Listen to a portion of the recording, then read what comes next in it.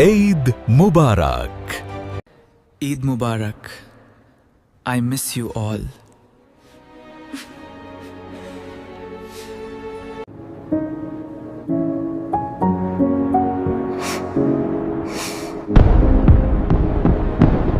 ईद की सुबह ना सबका एक ही मैसेज आता है, ईद मुबारक।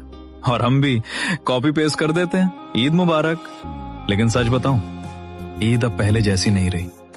याद है बचपन में कितनी एक्साइटमेंट होती थी, सुबह जल्दी उठना, बिना किसी के जगाए, नए कपड़े पहनते ही ऐसा लगता था जैसे दुनिया जीत ली हो।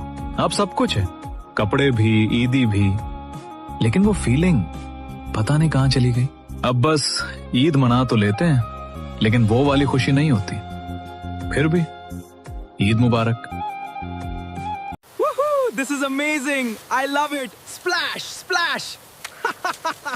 It's so much fun.